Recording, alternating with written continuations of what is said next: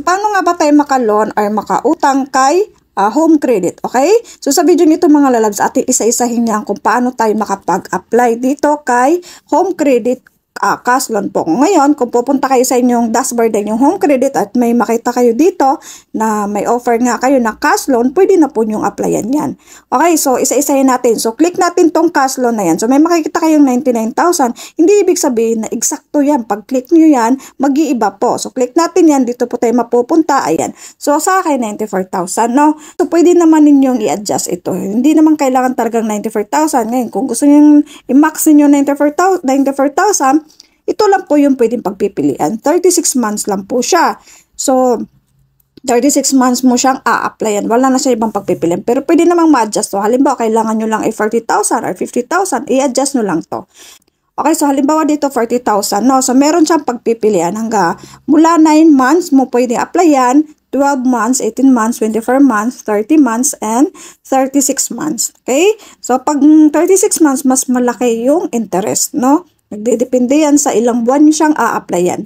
Okay, so dito naman sa baba, halimbawa, 40,000 lang yung utangin ninyo. So, makikita nyo sa baba dito kung magkano yung monthly ninyo, interest nyo. Dito naman po, makikita nyo dito, borrower protection.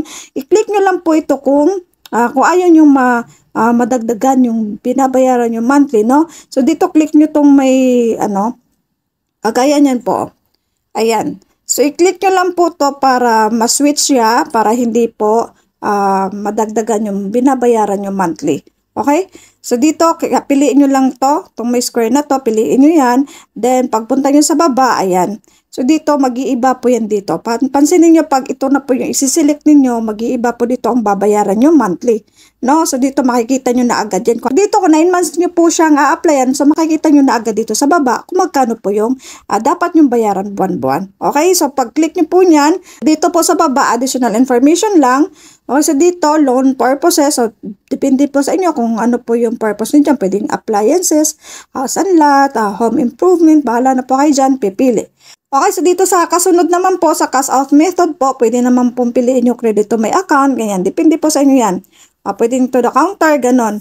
Then dito sa baba, punta ulit kayo sa baba. So dito ang kasunod, ito po yung makikita nyo, pwede nyo i-continue, review nyo muna, loan summary. Ayan, so makikita nyo naman, dito naman po meron kayo makikita processing fee, 500. Lagi po yung may processing fee na 500 si home credit.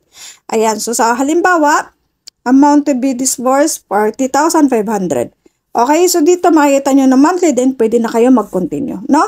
So sana po nasundan nyo siya nga pala sa mga bago lang po naligaw sa channel ko. Kung nakatulong ang video ito sa inyo, bahala na kayo dyan, mag-subscribe kayo, mag-like. Or kung may mga tanong pa kayo, wag po kayo mahiyang mag-comment lang po sa baba. Okay, so continue tayo. So dito, pili lang kayo ng ID kung ano po yung available ninyo, no? So click nyo dito, click nyo lang yan para makikita nyo yung pwedeng pagpipilian. Okay, so dito, ayan, so dito makikita nyo naman, pili kayo dyan, bahala na kayo, okay? Pasensya na sa ingay, medyo naulan sa labas. Dito naman po, automatic ID scan. So, ayan, automatic masascan yung information ng yung ID. Ayan, so dito, please verify your information. So, lagay nyo lang dito lahat ng kailangan na information. Kayo na pong bahala dyan, napaka-basic lang po yan. It's all about your personal information, no? So, dito naman po ay magsi-selfie po kayo. So, don't forget to smile daw. So, ngiti-ngiti naman po, no? Dito naman po ay, okay, personal information ulit. Okay, kayo na pong bahala dyan. Ganito lang po, Tagalog din, Philippines, and continue lang kayo. Okay, so, sana po nasundan nyo. Okay, dito naman kasunod ay, wag-wait lang po kayo for a few seconds, then, okay na po, ito na po makikita nyo kasunod. So, dito, review and update information lang. So, kailangan lang siyang i-update. Same lang yan. Basic information lang sa inyong sarili. Then, update nyo lang kasi may record na naman kayo kay home credit. Kailangan lang i-re-update yan. Halimbawa, mga address. Kung halimbawa, yung lumipat na kayo ng tirahan, o, diba? Nag-iba na kayo ng number, i-update nyo lang, no? So, kailangan lang siyang i-update. So, yan. Tapos, ito ulit. Ayan. So, kayo na po bahala mag-update niyan. Okay, so dito, loan application, then update nyo ulit to kung anong mga address ninyo bago. Ayan, no, monthly net income, update nyo, kailangan nyo i-update. Tapos, ito, ang kasunod, Tapos ito ang kasunod po, repayment. So dito, pili lang po kayo dito, select option, then direct debit or over the counter. Ayan. Pwede over the counter na lang. Bahala kayo kung anong gusto yung piliin dyan. Pagkatapos dito ay, okay dito sa sa bank name, ayan, meron ditong pagpipilian. Bahala na kayo dyan kung anong available sa inyo, no? Okay, so dito ang kasunod naman po, dito naman po pala sa bank name kung saan isi-send sa inyo yung pera, no? Kung halimbawa ma-approve kayo. Okay, so bahala na kayo dyan kung alin ang bangko nyo dyan, no? So dito ang kasunod po ay loan application naman. So cash out method, so update natin to. Bahala na kayo dyan. Ayan. Okay, pagkatapos nyo pong ma-update lahat to, kailangan nyo pong i-submit for approval na po siya, no? So click nyo lang po yung nasa baba. Pagkatapos po ay, once approved, your loan will be deposited into your chosen account.